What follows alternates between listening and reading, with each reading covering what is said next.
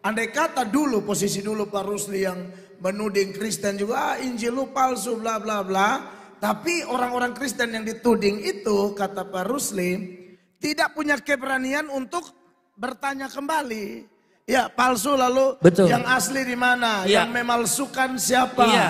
Bagaimana dipalsukan? Kapan dipalsukan? Iya. Di mana dipalsukan? Itu kan pasti Bapak kalau waktu itu posisi yang lama, pasti Bapak pasti bisa saya angkat jawab tangan. tidak, Pak? Nggak bisa. Nggak Saya bisa, pasti ya? angkat tangan. Oh wow. Atau kemudian saya menunjuk Injil Barnabas. Andalan ya. Padahal Injil Barnabas itu palsu. Aha, benar. Assalamualaikum warahmatullahi wabarakatuh. Berjumpa lagi dengan Jadi HMC, ya, channel yang mengedukasi dan menghibur. Pendeta Mel Atok pelan tapi pasti mulai menunjukkan sifat aslinya. Mulai menunjukkan bahwa dia memang adalah Polycarpus, teman-teman. Adalah serigala berbulu domba.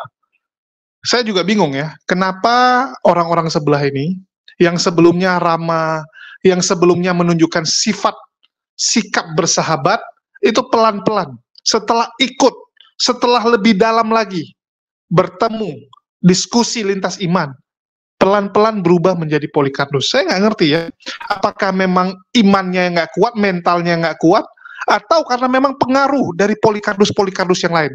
Apalagi kita tahu, pendeta Mel Atok pernah berdiskusi dengan Polycarpus yang lain seperti Pak Bom, Lidara, yang lain-lain, dan dia dipengaruhi kalau mau diskusi dengan pihak Muslim, Bapak harus bisa menghujat, Bapak harus bisa menyerang, ini data-datanya, dikasih tahu data-datanya, dan kita bisa lihat makin hari makin jelas bahwa Mel Atok mulai berubah.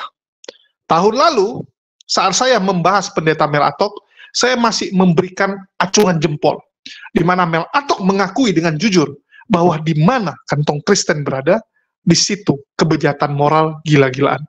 Dan saya rasa nggak perlu saya putarkan lagi ya, masih banyak videonya beredar di luar sana, dan teman-teman masih sangat ingat ya bagaimana pernyataan Mel Atok yang luar biasa itu, pernyataan jujur, pernyataan yang berani mengkritik internal, bukan hanya sibuk mencari kesalahan orang lain, bukan hanya sibuk ngeritik orang luar, tapi fokus kepada internal.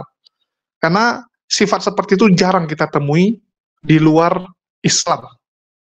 Kita bisa lihat, kebanyakan teman-teman yang kita jumpai ya, teman-teman yang di luar Islam ini yang kita jumpai selalu kerjanya ngata-ngatain orang, selalu mengkritik orang lain, tapi dia nggak lihat sampah di rumahnya, sampah di keluarganya udah banyak. Itulah kita sedih melihat perubahan pendeta Mel Atok ini ya. Dan baru-baru ini teman-teman, saya cukup terkejut melihat Mel Atok mengundang ya salah satu murtadin yang menjadi polemikus dan juga penista agama. Ya, jadi ini murtadin yang dulunya adalah penista agama, teman-teman. Ini baru ya, 2 hari yang lalu di gereja, tentunya kita bisa lihat ini panggung gereja dari pendeta Mel. Dia mengundang Polycarpus Rusli Manoarfa. Ya, si Rusli ini adalah seorang murtadin yang pernah ditangkap karena penistaan agama. Jadi ini adalah penista agama, teman-teman ya. Dan diundang di gereja pendeta Mel Atok untuk memberikan kesaksian, dan juga di dalam kesaksian tersebut menyinggung-nyinggung agama Islam. Nah, inilah saya bilang perbedaan kita dengan mereka. Kalau ada teman-teman bilang, wah di masjid kerjanya membahas agama lain. Halo, di masjid nggak ada. Kita nggak pernah jumpai mualaf tiba-tiba dikasih panggung di masjid untuk ceramah. Nggak ada. Khotib Jumat, itu nggak pernah. Gara-gara, oh dia baru mualaf, kasih dia panggung kesaksian. Nggak ada, teman-teman. Yang jadi khotib Jumat itu para ustadz yang memang bisa memberikan kajian Islam. Kalaupun disinggung tentang agama Nasrani dan Yahudi, itu disinggung sesuai dengan kapasitas yang ada di Quran. Karena memang disebutkan Nasrani. Kalau di gereja, kapasitasnya apa? Bahas-bahas agama lain. Terutama Islam, yang notabene nggak ada di dalam Bible kalian. Ada nggak tulisan tentang Islam di Bible? Nggak ada. Tetapi kita bisa lihat bahwa gereja sering sekali memberikan panggung kepada para murtadin. Dan buktinya sudah sangat banyak ya. Jadi yang suka membahas agama orang tuh siapa? Selama ini kalian nuduh orang tapi kalian nggak lihat bahwa di gereja itu banyak sekali murtadin-murtadin diundang untuk beri kesaksian sekaligus menjelekkan agama lamanya. Itu fakta. Itu faktanya teman-teman. Dan di sini saya akan tunjukkan ya bentuk-bentuk sarkas dan bagaimana murtadin Rusli Manoarfa mencoba mempengaruhi para jemaat yang ada di gereja Pendeta Mel Atok untuk menjauhi kebenaran Islam, untuk makin tersesat. Ini kalau pandangan saya ya, ini mengajak orang supaya makin tersesat. Karena memang yang bisa dilakukan hanya sekedar sekelas seperti itu. Mari kita coba dengarkan dulu. Persoalan saudara baca enggak? Ini petunjuk kehidupan loh. Ini di dalam ini ada hidayah. Makanya saya bilang, saya jadi Kristen itu yang kedua karena saya menemukan hidayah. Petunjuk. Hidayah itu petunjuk. Ya, ini petunjuk. Bukan hanya petunjuk kata kitab saya yang lama, tapi juga wanurun, cahaya. Apa itu cahaya? Terang. Kenapa kita butuh terang? Supaya jelas. Iya kan? Kita butuh terang supaya kita jelas. Mana istrimu, mana suamimu, jelas. Terang toh? Kalau ada orang berjalan, orang suami orang berjalan dengan istri orang di Manado, dibilang hugel pak. Hubungan gelap. Di sini ada nggak? Oh banyak. Tapi bukan di ruangan ini. Oh bukan di ruangan. Yang di luar ya. Iya. Jadi di sini petunjuk yang jelas mengenai kehidupan. Apa saja, semuanya jelas di sini. Mengenai dosa, mengenai kutuk, mengenai berkat, ya kan? Ini petunjuk yang jelas mengenai hidup. Ya. Maka kita harus ikuti petunjuk Tuhan. Amin. Jadi itu yang kedua, Pak. Yang ketiga, kenapa saya kemudian jadi Kristen? Saya butuh juru selamat. Saya tidak butuh nabi, saya tidak butuh rasul. Sebab nabi dan rasul punya gelar yang sama hari ini, almarhum. Tapi Yesus hidup. Saya tidak bisa menyelamatkan diri saya dengan perbuatan baik saya. Karena nggak punya standar, berapa banyak. Ya. Jadi saya butuh juru selamat. Itu saja. Saya butuh juru selamat. Nabi boleh banyak, rasul boleh banyak, juru selamat hanya satu, Yesus Kristus. Yang keempat, saya terpikat oleh ajaran keselamatan di dalam Alkitab. Bahwa di dalam Yesus ada jaminan keselamatan. Di luar sana, di luar Yesus, mungkin ada konsep keselamatan, ada harapan untuk selamat. Tetapi jaminan keselamatan hanya di dalam Yesus. Saudara, di luar Yesus, ya mudah-mudahan. Kalau di dalam Yesus, masuk surga itu pasti. Tapi kalau di luar Yesus, masuk surga, mudah-mudahan. Masuk neraka pasti. 4 dulu Pak. Ya mungkin kita lebih. Tepuk tangan dulu. Jadi ini adalah pengalaman yang indah. Nah, Pak Rusli menarik bahwa tadi sempat Pak Rusli sampaikan bahwa Injil itu memberi petunjuk. Sekalipun hari-hari ini ada yang menggiring opini bahwa petunjuk apaan, Alkitabmu sudah palsu katanya. Tetapi saya tertarik dengan apa yang Pak Rusli sampaikan. Andai kata dulu, posisi dulu Pak Rusli yang menuding Kristen juga, Injil lu palsu bla bla bla.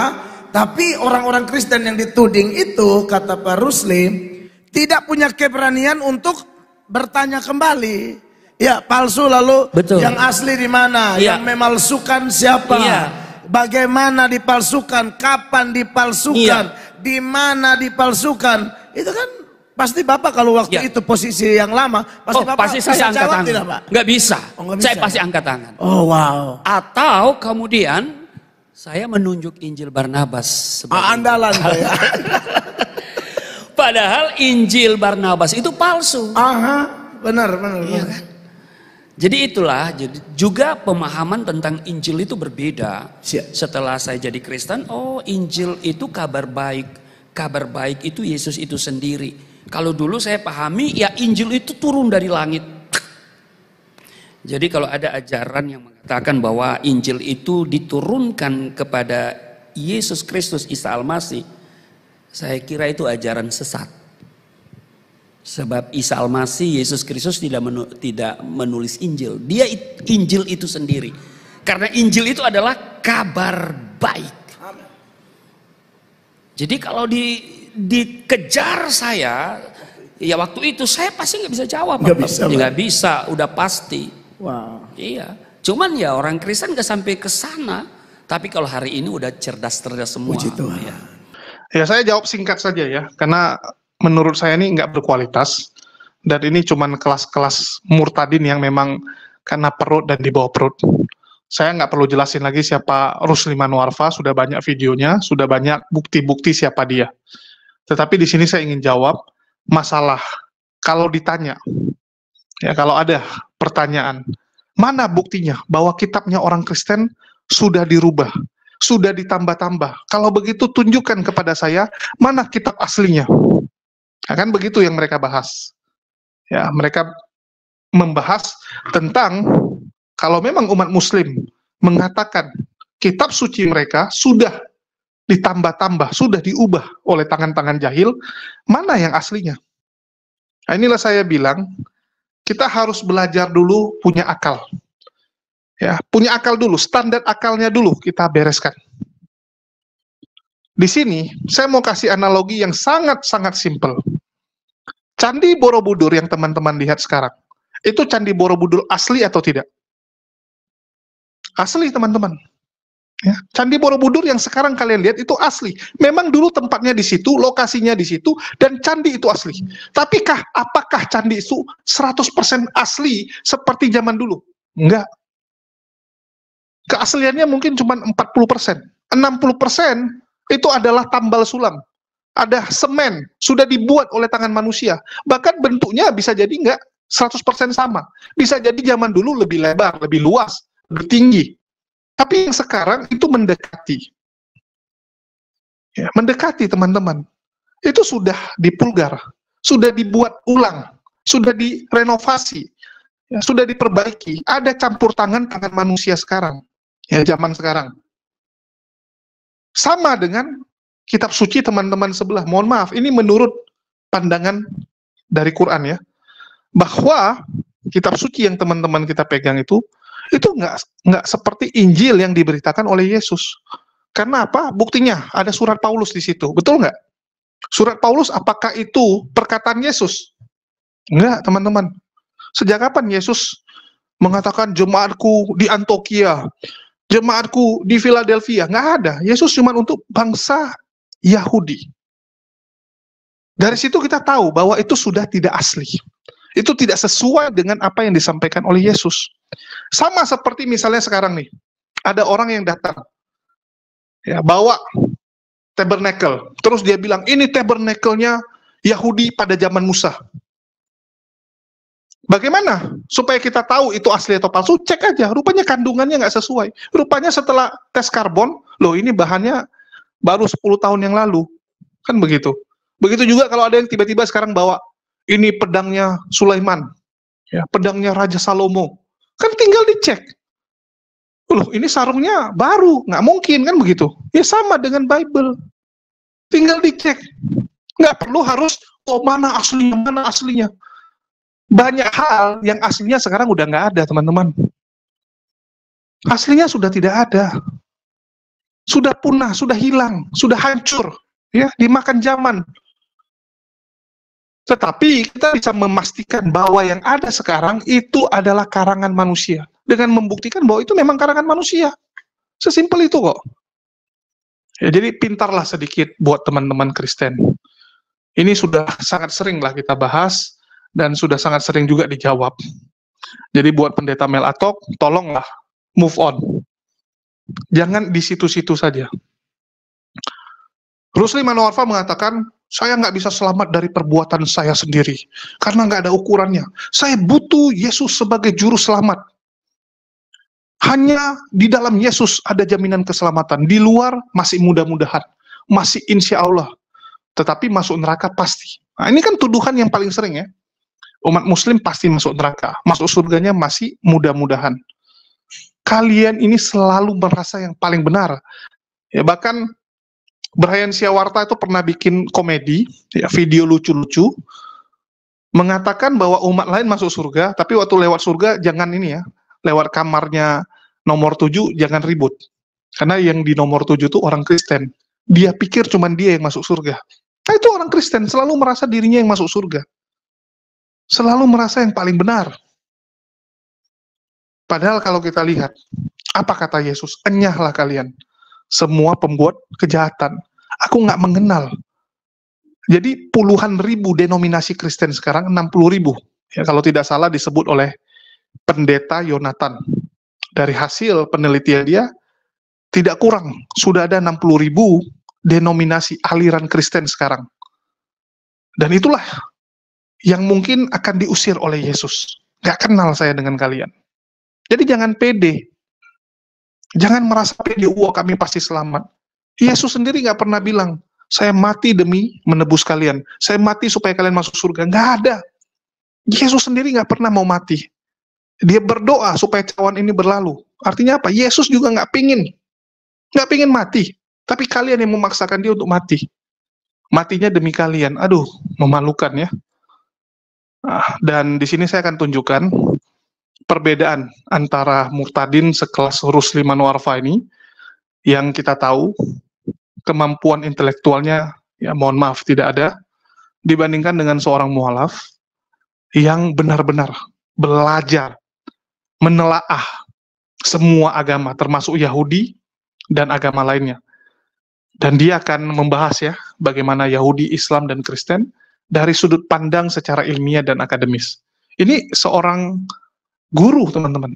Ya, dia ini adalah mantan Kristen dari Inggris yang benar-benar belajar. Jadi mualafnya itu karena belajar, bukan karena ketemu dengan sosok goib, pakai kolor, kaki kotor, enggak ya. Tapi ini benar-benar belajar. Oke, kita dengarkan dulu bagaimana penjelasan dari Paul William. Nah, ini supaya teman-teman pintar sedikit, terutama Mel Atok dan jemaatnya. Apa permasalahan yang kamu temukan di Kristen dan di Alkitab sehingga kamu berpindah masuk Islam? Suatu hari aku pernah merasakan pengalaman spiritual yang mendorongku mencari jalan spiritual, dan aku memilih Kristen. Aku menyadari ada beberapa masalah saat aku mulai membaca Alkitab. Yesus tidak mengajarkan tentang Kristen. Dia tidak mengajarkan inkarnasi. Dia tidak mengajarkan Trinitas. Dia tidak mengajarkan penebusan dosa. Dan ini skandal. Penganut Kristen umumnya tidak tahu apa yang dikatakan cendekiawan mereka tentang ini.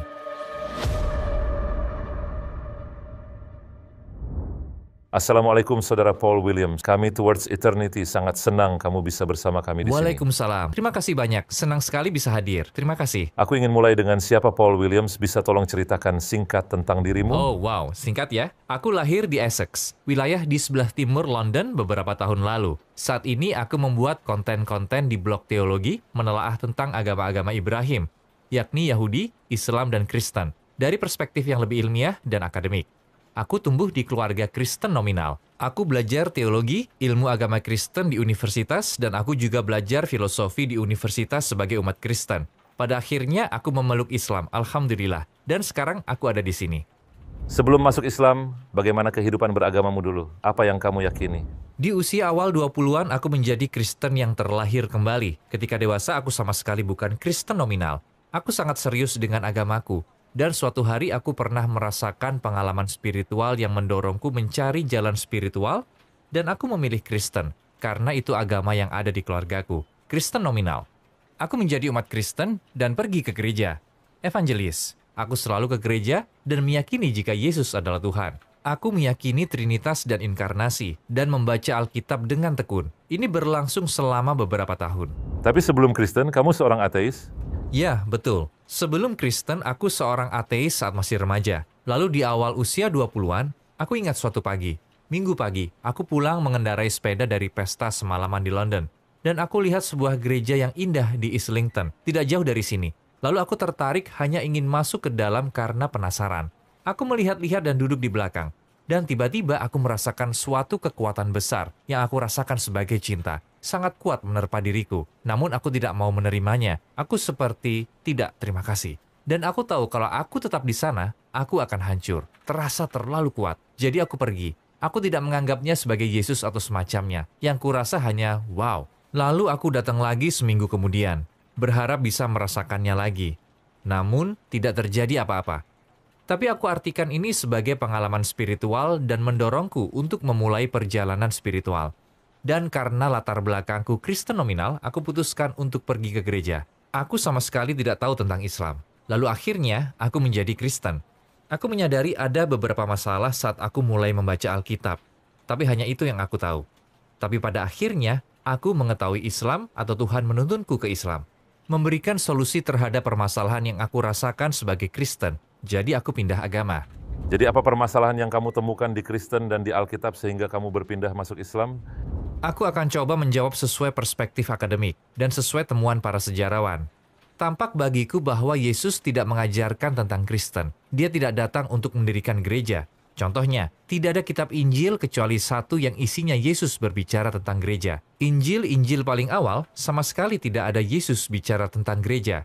Dan dia tidak mengajarkan tentang Kristen. Yang dia ajarkan itu tentang Tuhan. Dia mengajarkan tauhid, Tuhan yang esa. Dan dia menentang kemunafikan, diajarkan niat, ketulusan dan kasih Tuhan, serta sayang pada tetangga dan sebagainya. Jadi seperti sebuah pergerakan baru, yakni pergerakan spiritual baru dalam Yahudi. Jadi, keyakinan Yesus biasa kita sebut Yahudi atau keyakinan para penduduk Israel. Dia tidak mengajarkan inkarnasi, dia tidak mengajarkan Trinitas, dia tidak mengajarkan penebusan dosa. Menurut sebagian besar sejarawan, permasalahan tentang Kristen ada pada gagasan bahwa Tuhan menjadi manusia dalam diri Yesus. Ini gagasan yang baru, tidak ada dalam pelayanan Yesus, bahkan hanya ditemukan di Injil Yohanes. Ini Injil terakhir yang ditulis. Di Injil-Injil sebelumnya, Matius, Markus, Lukas, Markus yang paling awal, sama sekali tidak ada inkarnasi. Dan itulah Injil yang paling tidak bersejarah, itulah Injil Yohanes. Hanya di satu Injil, menyatakan Yesus berjalan dan menyerukan, "Akulah cahaya dunia," atau "Sebelum Ibrahim adalah aku," atau "Akulah kebangkitan kehidupan," atau "Akulah cahaya dunia." Semua pernyataan aku, ini hanya ada di satu Injil, Injil terakhir oleh Yohanes. Kalau melihat Injil-Injil awal, Yesus tidak pernah bicara seperti ini. Dia bicara tentang Tuhan, bicara tentang tobat. Tuhan itu sesuatu selain Yesus. Dia bukanlah pesan, Tuhan pesannya. Dia pembawa pesan, dia seorang rasul, tapi dia bukan Tuhan. Di Yohanes, jadi agak lebih sulit dan lebih rumit. Yesus dianggap sebagai figur ilahiyah. Pada mulanya adalah firman, tertulis di Injil. Dan firman itu ada bersama Tuhan. Dan firman itu adalah Tuhan. Dan firman itu menjadi manusia. Dan tinggal di antara kita. Dan seterusnya. Dan semua ini sangat baru. Dan jika Yesus benar-benar mengatakan hal-hal luar biasa yang diklaim oleh Yohanes ini, mengapa yang lain tidak menuliskannya juga? Jadi ada Injil sebelumnya, misalnya Injil Lukas. Di keseluruhan Injil Lukas, Yesus tidak pernah bicara seperti itu. Dia tidak banyak bicara tentang diri sendiri, tapi tentang Tuhan. Dia tidak menyebut diri sendiri sebagai Tuhan. Dia hanya pembawa pesan. Dan dia tidak pernah bilang, "Akulah jalan, kebenaran dan hidup." Namun sayangnya, Injil Yohanes dipakai oleh Kristen lebih dari Injil-Injil lainnya untuk berkhotbah. Misalnya, seorang evangelis Amerika yang aku lihat di London beberapa tahun lalu. Dia bilang, Yesus berkata, "Akulah cahaya dunia." Namun para cendekiawan darinya bilang, tidak, dia mungkin tidak bilang begitu. Itu bukan fakta sejarah. Jadi semua ini skandal. Penganut Kristen umumnya tidak tahu apa yang dikatakan cendekiawan mereka tentang ini. Ini mengkhawatirkan. Karena bagaimana bisa kamu yakin jika ternyata isinya kisah-kisah karangan? Ada kisah-kisah karangan dalam Injil-Injil itu. Ini bisa menggoyahkan keyakinanmu. Dan jika Yesus tidak mengajarkan Trinitas, dan dia tidak meyakini dirinya sebagai putra Tuhan, menurutku itu berbahaya bagi Kristen. Tapi bukan itu masalahnya, melainkan misalnya, Yesus asli berdasarkan sejarah atau keabsahan Injil-Injil, dan bukan didasarkan pada skeptisisme, tapi berdasarkan apa buktinya, dan seringkali buktinya tidak ada untuk keabsahan mereka, dan itulah masalahnya. Ketika kamu menemukan ketidaksesuaian dalam Kristen, aku ingin tahu pendapatmu tentang Islam. Apakah dulu kamu berprasangka buruk? Tentu saja aku, sebagai seorang Kristen, aku fobia Islam. Setelah kejadian 9/11, takut terhadap Muslim dan lain-lain. Namun aku putuskan untuk mencari tahu sendiri kebenaran tentang Islam dengan cara berbicara langsung dengan para Muslim. Aku sama sekali tidak kenal orang Islam. Jadi aku berkunjung ke masjid lokal, Masjid Taman Regent, dan berdiskusi dengan para Muslim di sana. Aku membaca Al-Quran dalam bahasa Inggris, dan aku temukan Islam yang sesungguhnya. Dan itu membuatku terkejut karena membuatku terbuka dengan cara yang tepat memahami tentang Tuhan dibandingkan sebagai Kristen. Aku tidak tahu ada cara lain. Aku tidak tahu kalau Islam juga menghargai Yesus dan ibunya. Sebuah surat dalam Al-Quran diberi nama Maryam atau Mary dalam bahasa Inggris. Seperti itulah kira-kira bagiku. Apa jawaban lain yang kamu temukan dalam Islam yang tidak bisa kamu temukan dalam Kristen? Bisa kamu ceritakan pada kami? Beberapa jawaban dari pertanyaan mendalam yang masih membuat bingung para ahli agama Kristen atau uskup agung. Contohnya, persoalan penderitaan, persoalan kejahatan di dunia. Umat Kristen memiliki gagasan bahwa Tuhan amat sangat penyayang. Lalu kamu pikir, lalu kenapa orang mati karena penyakit? Bagaimana dengan bencana alam? Aku sebenarnya pernah mendengar Uskup Agung Canterbury Justin Welby berbicara tentang ini, dan dia tidak punya jawabannya. Aku merasa kecewa karena kalau saja aku tidak keberatan kalau dia ambil dari Al-Quran. Maksudku, ada jawabannya dalam Islam. Jawaban sesungguhnya tentang inti hidup kita di dunia dan sifat-sifat Tuhan, bahwa kehidupan itu hanyalah ujian, dan akhirat lalu ganjarannya. Banyak sekali jawaban, tapi Kristen tidak memakai penjelasan ini. Maksudku, aku tidak keberatan jika mereka pinjam saja, ya kan? Lalu kemudian pertanyaan lainnya tentang persoalan siapa itu Yesus. Siapa Yesus menurut cendekiawan barat? Dia pikir dia seorang rasul. Oke, baiklah, itulah yang diajarkan Al-Quran. Apalagi, dia pikir dia seorang Al-Masih. Al-Quran mengajarkan seperti itu. Dia tidak merasa dirinya sebagai Tuhan. Al-Quran mengajarkan seperti itu. Dia tidak mengajarkan Trinitas. Dia tidak mengajarkan inkarnasi. Dia tidak mengajarkan. Dia tidak mendirikan gereja sebenarnya menurut para sejarawan. Dan para Muslim tidak meyakini dia mendirikan gereja Katolik. Jadi ada kesesuaian yang luar biasa antara pendapat cendekiawan barat terbaru tentang Yesus dan yang dikatakan Al-Quran tentang Yesus. Dan menurutku, ini suatu keajaiban Al-Quran yang jarang dibicarakan. Jika kita bicara keajaiban Al-Quran, tentu ada banyak sekali. Dan bagiku, ini salah satunya. Bukti apa lagi yang bisa kamu jelaskan yang bisa menyangkal keyakinan inti agama Kristen?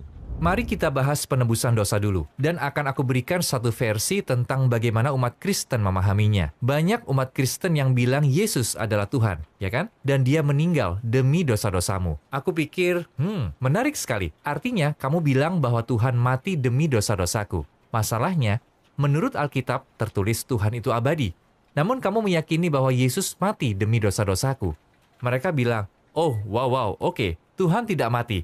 Yang meninggal adalah manusia.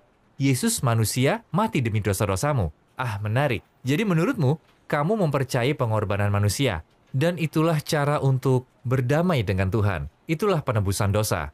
Tapi itu bukan benar-benar pengorbanan manusia. Lalu apa? Jika Yesus itu manusia, dan dia dikorbankan demi dosa-dosamu. Itulah yang tadi kamu bilang. Yesus tidak berkeliling mengajarkan pengorbanan manusia. Dia mengajarkan Tuhan yang pengasih dan penyayang. Itu salah satu permasalahannya. Selain itu, permasalahan tentang Trinitas. Ada dua masalah. Pertama, Yesus tidak pernah mengajarkannya. Tidak diyakini oleh para pengikutnya. Itu masalah besar bagiku. Kedua, mereka bilang jika Tuhan itu satu. Tapi Bapa adalah Tuhan, Putra adalah Tuhan, dan Roh Kudus juga Tuhan.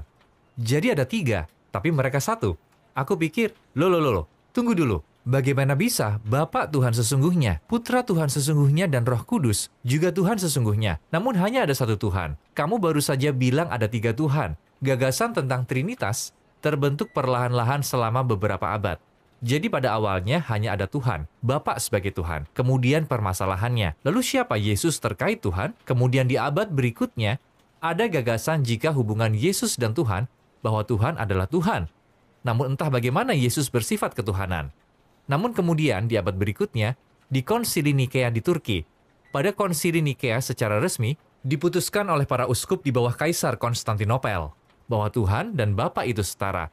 Mereka adalah zat yang sama, atau dalam bahasa Yunani, homoousion. Homo berarti sama, dan usia berarti zat. Jadi putra dan bapa adalah zat yang sama. Dengan kata lain, Yesus adalah Tuhan. Banyak orang berpendapat Nikea tentang Trinitas, tapi bukan. Konsili Nikea tidak menyebutkan Trinitas. Itu terbentuk sesudahnya di Konsili Kalsedon dan Konstantinopel. Di Nikea, mereka membahas tentang hubungan antara putra dan bapa, dan satu-satunya ayat Trinitas di Alkitab, karena ada satu dan itu palsu. Itu ditambahkan kemudian, dan kita tahu ini pada 1 Yohanes 5-7. Jika kamu melihat di Alkitab modern, sebagian besar Alkitab modern sudah menghilangkannya. Isinya ada 3 yang menjadi saksi di surga, Bapa, Firman, dan Roh. Artinya Bapa, Putra, dan Roh Kudus. Tapi ini ayat karangan yang semua orang sekarang setuju, kecuali para fundamentalis, bahwa ayat ini ditambahkan ke Alkitab. Jika ayat Trinitas itu dihilangkan, seperti yang dilakukan semua cendekiawan, tidak ada di Alkitab yang bicara tentang Trinitas. Kamu bilang para penulis Injil Matius, Markus, Lukas, dan Yohanes. Siapa mereka? Apakah ada catatan sejarah tentang mereka atau mereka hanya anonim? Benar sekali. Keempat penulis Injil itu anonim. Contohnya Injil Matius, yang pertama di Perjanjian Baru, buku pertama dalam Perjanjian Baru, tidak pernah dikatakan ditulis oleh siapa. Umat Kristen yang aku tanya menentangnya. Jadi aku bilang, oke, tunjukkan padaku. Berikan aku ayat di Alkitab manapun yang tertulis nama orang yang menulisnya. Oh, ya, tentu saja. Ya, dikatakan di Injil Yohanes. Baiklah, aku tunggu. Ini Alkitabmu. Tunjukkan padaku ada di mana. Lalu aku tunggu. Biasanya aku memberikan waktu 2 menit, karena aku juga punya aktivitas lain, ya kan? Dan aku selalu tahu, seperti permainan catur, mereka akan datang lagi dan bilang, dan mereka mengalihkan pembicaraan. Mereka mengalihkan pembicaraan karena tidak ada dalam Yohanes nama orang yang menulisnya. Memang tidak ada di sana, tapi mereka yakin, karena seperti itulah yang diajarkan. Meskipun sistem keyakinan dan naskah yang tak berdasar, mengapa masih banyak orang yang masih meyakini agama Kristen? Sederhana saja, karena mereka tidak tahu ada permasalahan seperti ini. Banyak umat Kristen yang berpendidikan. Mereka mungkin sarjana kimia, akuntansi, ilmu media, dan lain-lain. Mereka tidak bodoh, tidak sama sekali. Tapi cara para gereja mengajarkan tentang agama, mereka tidak mengajari untuk memahami naskah kitab mereka sendiri. Para pendeta, pastor, dan uskup yang mengajarkan atau berkhotbah sudah dilatih di universitas. Mereka tahu Injil Yohanes yang paling tak bersejarah di antara 4 Injil. Mereka tahu itu karena mereka sudah belajar tentang itu. Tapi bagaimana mungkin orang gereja tidak tahu? Banyak penyebabnya. Bart Ehrman, seorang akademisi Amerika, telah membicarakan tentang ini. Beberapa uskup tidak mau kehilangan pekerjaan. Mereka tidak mau mengajarkan umatnya, oh iya, Alkitab kita tidak seperti yang kalian pikirkan, atau mereka tidak ingin umat Kristen kecewa. Mereka tidak ingin mengganggu, atau mungkin mereka tidak tahu cara menyampaikannya, atau mereka hanya melarikan diri. Tapi apapun alasannya, mereka tidak melakukannya, biasanya tidak sama sekali. Jadi bagiku, ini skandal dalam Kristen. Atau mereka memang tahu, namun mereka berpura-pura seperti yang aku lakukan sebagai Kristen sudah sejak lama. Seperti kamu yakin, tapi masih ada keraguan besar. Lalu kamu abaikan saja, dan terus melanjutkan hidup. Jika ajaran Kristen tidak benar, lalu mengapa ada beberapa umat Kristen yang merasa damai saat mereka serius mengamalkan keyakinannya? Ajaran Kristen sebagian besar benar. Mengapa begitu? Maksudku, Kristen meyakini satu Tuhan. Aku tahu kita sudah bicara tentang Trinitas, tapi mereka sebenarnya meyakini satu Tuhan. Mereka percaya malaikat, mereka meyakini hari kiamat, mereka percaya Tuhan menciptakan surga dan dunia, mereka meyakini Tuhan mengirimkan Musa dan semua rasul-rasul dan lain-lainnya. Seperti gunung es, ada sebagian besar yang berada di bawah air yang mereka yakini, yang kita juga yakini sebagai Muslim. Hanya sedikit bagian atasnya saja, tapi bukan bagian yang kecil. Bagian yang penting tentang Trinitas dan inkarnasi, serta penebusan dosa yang kita tidak setuju. Jadi bukan berarti semua ajaran Kristen itu salah. Jadi lebih rumit dari itu. Dan menurutku, banyak umat Kristen ketika berdoa pada Tuhan, hanya berdoa pada Tuhan Bapa. Sebenarnya banyak umat Kristen yang bilang padaku, mereka tidak yakin pada Yesus. Mereka mungkin meyakini Dia sebagai Tuhan. Namun kenyataannya, mereka berdoa pada Tuhan Bapa. Jadi mereka sebenarnya tunggal. Maksudku, mereka meyakini Tuhan itu satu dibandingkan Yesus. Mereka berperilaku seringkali seperti orang-orang yang mengamalkan ajaran Islam. Jadi menurutku, banyak dari mereka yang merasakan kedamaian. Maksudku, seperti kita meyakini bahwa Tuhan Maha Pengasih, dan Dia menuntun para manusia menuju kebenaran bahkan dari agama lain. Dalam keyakinan itu, menjauhi syirik atau politeisme misalnya, aku yakin itu, karena aku percaya Tuhan peduli pada manusia. Dalam Al-Quran kita tahu Yesus alaihi salam memberikan kabar baik tentang Rasul sallallahu alaihi wasallam yang terakhir. Saat kamu membaca Alkitab, apakah kamu pernah menemukan informasi seperti ini? Ya, seringkali pada Injil-Injil awal, bukan Yohanes yang paling tidak bersejarah. Di Injil-Injil awal, kamu bisa temukan Yesus berbicara tentang anak manusia yang akan datang. Bukan dirinya sendiri, dia bicara dengan sudut pandang orang ketiga. Ada orang lain. Tapi umat Kristen sering bilang, oh, Yesus bicara tentang dirinya sendiri. Tapi aneh, awalnya Yesus bicara tentang dirinya sendiri, lalu dia berganti sudut pandang orang ketiga dan bicara tentang putra manusia yang akan datang. Orang-orang seperti Bart Ehrman dan lainnya, cendekiawan Perjanjian Baru Amerika pernah berkata, Yesus bicara tentang orang lain yang akan datang. Kata Muhammad tidak disebutkan dalam Perjanjian Baru bahasa Yunani, dan karena Injil-Injil ini sudah tercemar dan diubah, namun masih bisa kita lihat tanda-tandanya, bahwa Yesus berbicara tentang orang lain dan itu berdasarkan sejarah. Dan bahkan sebenarnya di Yohanes bab 14 dan seterusnya, ada petunjuk tentang seseorang yang dibicarakan yang akan datang selain Yesus. Jadi jejak-jejaknya sudah ada, bahkan di Injil-Injil yang ada sekarang ini. Apa yang membuat kamu yakin bahwa Islam 100% benar? Sesuatu yang aku temukan yang tanpa diduga sungguh membuatku kagum adalah kehidupan dan ajaran Nabi Muhammad SAW. Ketika kita bicara soal tokoh-tokoh hebat sejarah di televisi dan literatur barat, mereka biasanya menyebutkan Plato dan Caesar. Julius Caesar, dan mereka bicara tentang Alexander Agung, kemudian mereka lompat ke Napoleon Bonaparte. Mereka tidak pernah menyebutkan Nabi Muhammad SAW. Mereka tak pernah menyebut beliau. Lalu aku pikir, ini luar biasa. Beliau berasal dari wilayah yang sama seperti Yesus, Musa, namun beliau diabaikan. Dan jika kita perhatikan kehidupan beliau yang sudah diperiksa, bukan legenda belaka, kita tahu beliau benar-benar nyata. Seorang manusia luar biasa. Tentang beliau, ajaran beliau, terasa sangat mirip dengan yang aku baca di Injil-Injil. Di Lukas misalnya, atau di Matius. Menurutku masih banyak kebenaran dalam Injil-Injil ini. Jadi saat aku pelajari ajaran Muhammad SAW, aku melihat tanda-tanda seorang guru spiritual sesungguhnya. Dan itulah persoalan bagiku dalam menerima Islam. Karena aku melihat ada hubungan antara Yesus dan Muhammad SAW. Jika Yesus seorang Rasul, begitu pula Muhammad SAW. Jika Musa seorang Rasul, tentu Muhammad SAW juga. Karena mereka sama, mereka tak terpisahkan. Mereka sama-sama pemimpin negara, mereka jenderal, mereka pemberi hukum, mereka pemandu spiritual, mereka sosok ayah. Namun bedanya, Musa dikirimkan untuk penduduk Israel dan Muhammad SAW dikirim untuk semua manusia. Apa yang paling membuatmu terkesan tentang Rasul SAW? Salah satu yang membuatku sangat kagum di antara banyak lainnya adalah ketika beliau dan para sahabat serta umat datang ke Mekah. Ketika mereka akhirnya mengambil kembali Mekah dan mereka menguasai Mekah. Cara beliau memperlakukan musuh-musuhnya. Banyak orang barat yang berpandangan sangat negatif terhadap Islam. Mereka bilang, oh, aku yakin Muhammad SAW membunuh musuh-musuhnya atau semacamnya. Apa yang dilakukan Yusuf ketika dia menjadi orang kedua paling berkuasa di Mesir? Dan saudara-saudaranya yang telah mengkhianatinya dan menjual dia sebagai budak, lalu dibiarkan mati. Bagaimana dia memperlakukan orang-orang buruk ini? Dia memaafkan mereka, dia mengasihani mereka. Dan inilah contoh yang Nabi Muhammad SAW jelas-jelas gunakan saat beliau menguasai Mekah dari orang-orang kafir. Sebagai penguasa, kekuasaan mutlak, beliau bisa saja menghancurkan mereka, tapi beliau tidak. Beliau memaafkan mereka. Inilah sungguh menampilkan karakter Rasul SAW. Dan aku harap dunia barat tahu tentang ini. Dunia muslim tahu tentang ini. Tapi dunia barat tidak. Dan jelas sayang sekali bagi mereka yang tidak mengetahui.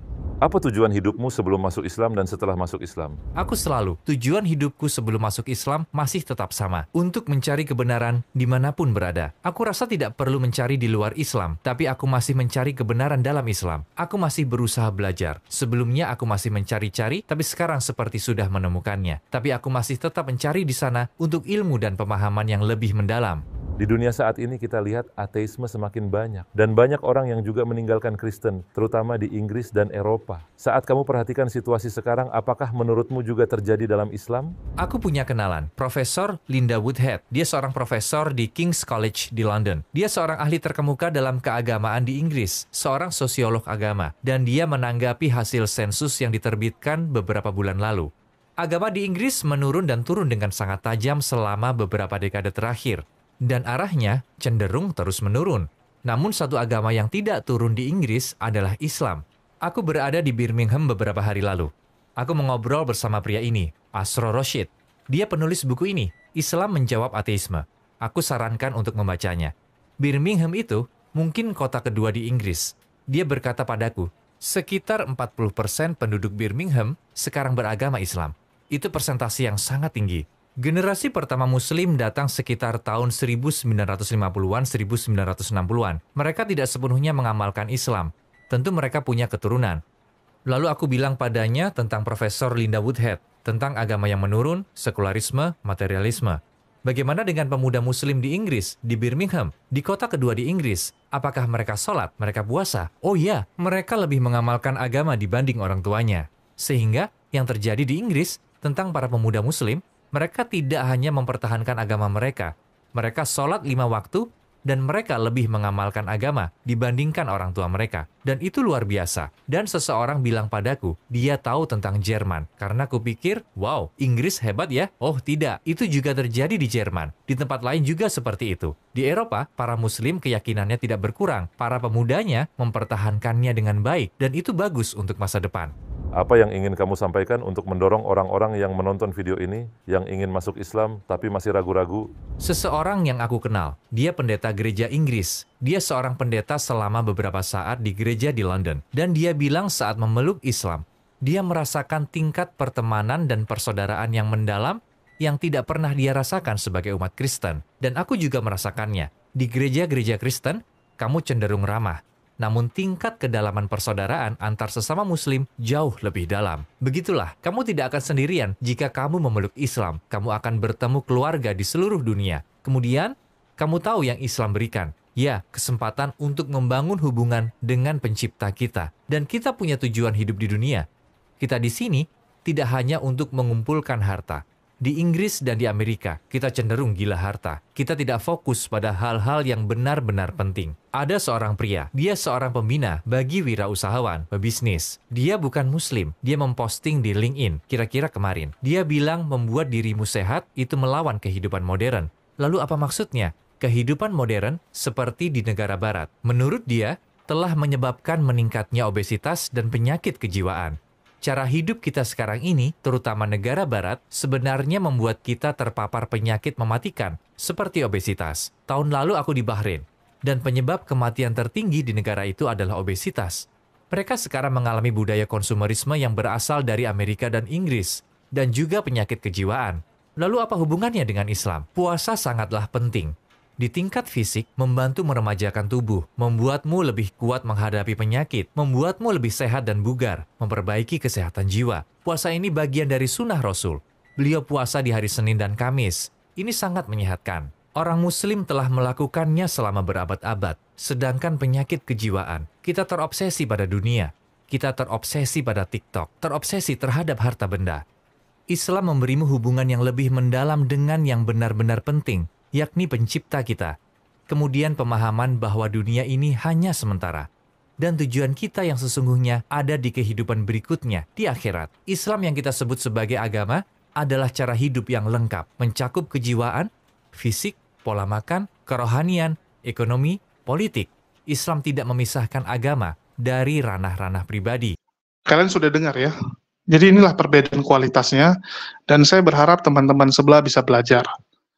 Dan saya berharap juga gereja kalau bisa jangan lagi lah menghadirkan murtadin-murtadin yang kerjanya cuma memprovokasi, kerjanya cuma membanding-bandingkan, kerjanya cuma menjelek-jelekkan agama lamanya. Ini nggak baik.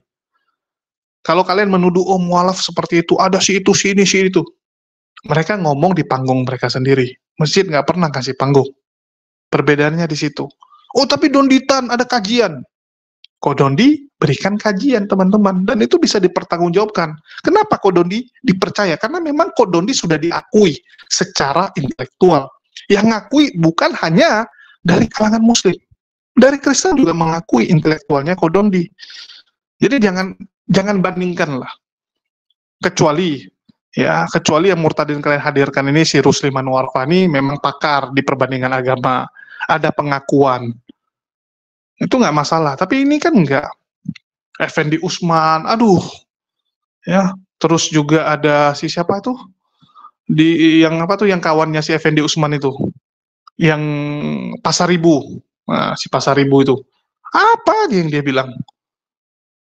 Jadi tolonglah, pastikan dulu mereka ini punya standar intelektual yang bagus, standar akademis yang baik. Kalau enggak, ini hanya mempermalukan kalian. Apa kalian nggak malu membiarkan orang-orang seperti ini yang ambil panggung di tempat kalian? Apa sudah tidak ada lagi orang Kristen yang bagus, pendeta yang bagus, narasumber yang bagus, yang bisa memberikan khotbah, memberikan motivasi buat kalian? Ya, itu aja sih yang mau saya sampaikan ya. Dan sekali lagi, terima kasih buat teman-teman yang sudah nyimak. Dan sedikit informasi juga teman-teman ya.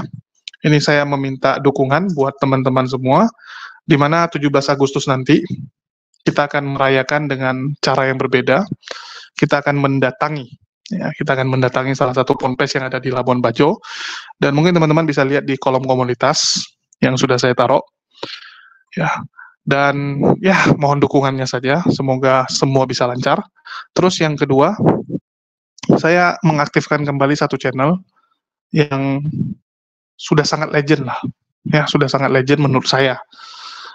Ini namanya HMC News, channel portal berita yang menyajikan informasi seputar dunia debat. Jangan lupa di-subscribe teman-teman ya, masih 200 subscriber. Di sini kita akan aktif, karena yang kisah HMC sudah saya relakan untuk jadi debat. Setiap jam 8 malam saya akan buka room diskusi, karena saya lihat memang teman-teman lebih suka diskusi daripada yang pahit-pahit, daripada yang kritik-kritik internal. Oke, mungkin itu aja yang bisa saya sampaikan. Makasih buat teman-teman semua. Di akhir kata saya ucapkan, wassalamualaikum warahmatullahi wabarakatuh. Sampai jumpa di lain kesempatan.